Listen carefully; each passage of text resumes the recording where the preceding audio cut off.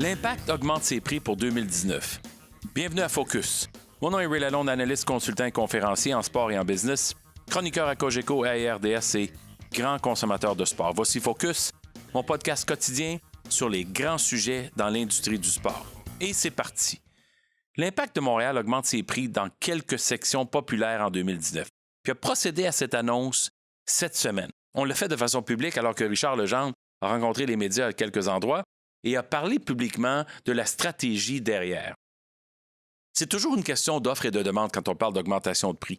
C'est vrai que les équipes professionnelles doivent toujours surveiller de près le niveau moyen dans la Ligue et aussi le niveau moyen des équipes dans des marchés semblables.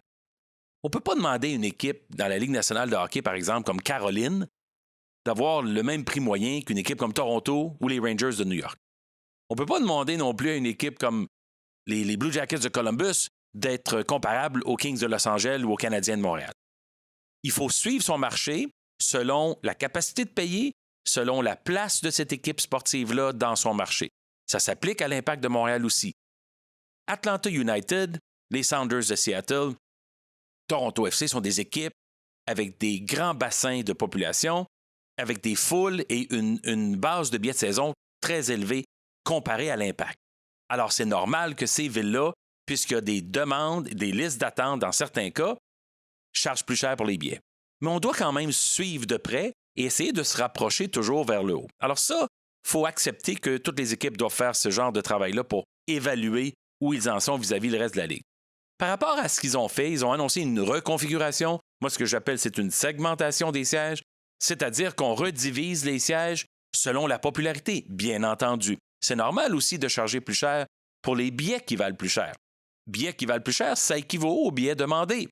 Parce que si ce sont de bons sièges, les gens sont prêts à payer plus pour les obtenir. Et les sièges qui sont moins bons, ils sont moins en demande, sont souvent libres et forcément, on ne peut pas les vendre au même prix. Alors, il faut savoir optimiser cette génération de revenus-là. La différence entre optimiser et augmenter, optimiser, c'est de s'assurer qu'on a le bon prix pour le bon produit, dépendant de l'espace et la demande et de tous les facteurs par rapport à la popularité de l'équipe et au stade.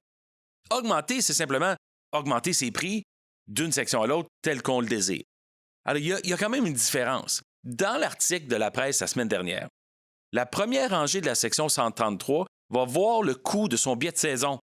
Un billet de saison passer de 386 à 735 $. Ça, c'est une augmentation de 90 %. C'est presque du jamais vu. Passer sa moyenne de billets pour l'Impact, en voulant se rapprocher à celle de la Ligue, de 25 $ en moyenne à 31-32 $, ça, c'est une augmentation d'à peu près 25 %.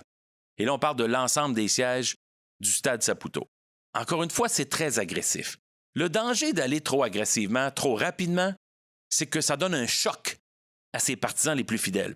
Et les gens n'apprécient pas, en dollars absolus, voir le prix monter de cette façon. Il faut y aller graduellement.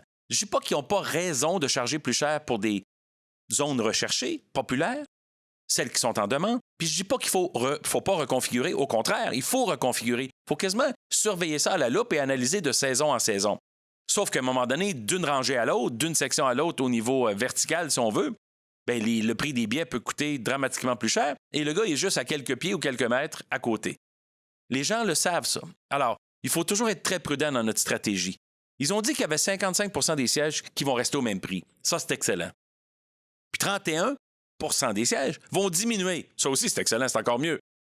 Mais 14 % vont augmenter. Donc, à mon avis, ce pourcentage-là, s'il est exact, est tout à fait justifiable.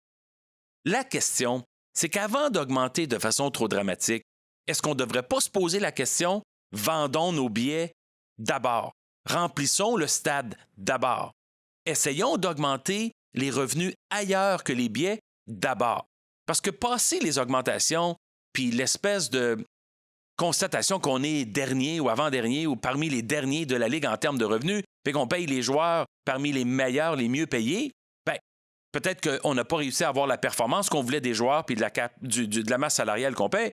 Et peut-être que parallèlement, si on veut générer plus de revenus, il faut augmenter la commandite, les produits dérivés, l'alimentation, les loges, et peut-être regarder à tous les niveaux que de frapper dans ce qui est populaire, c'est-à-dire les billets.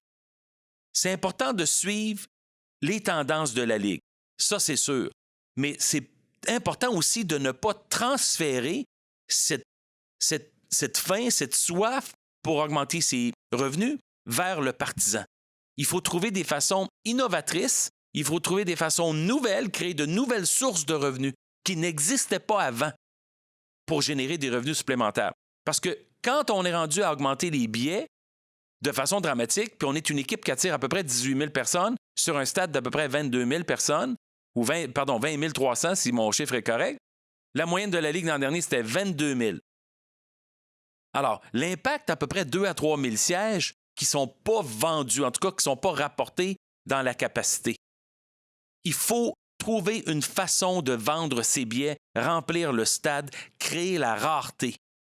Ça, c'est la première façon de pouvoir par la suite stratégiquement augmenter les billets sans être contesté. C'est parce qu'il y a une demande plus haute que l'offre. Et c'est-à-dire que là, les gens vont commencer à trouver que les billets sont rares. Et quand ils les trouvent rares, ils les payent plus cher. Pas facile, cette progression. C'est vrai que la MLS a une croissance énorme. C'est vrai que les franchises valent des chiffres extraordinaires puis qu'ils bâtissent des stades de 200-300 millions. C'est vrai tout ça. Mais l'impact n'est pas dans un marché comme celui-là pour le soccer. La culture du soccer est toujours en progression, mais on doit y aller avec délicatesse et avec prudence en ce qui a trait aux partisans. Merci d'avoir été là. Vous étiez à l'écoute de Focus. Suivez-moi sur Twitter @RealRayLalonde. Vous pouvez écouter les podcasts sur YouTube, Facebook et SoundCloud. Pour Focus, ici Ray Lalonde. À très bientôt.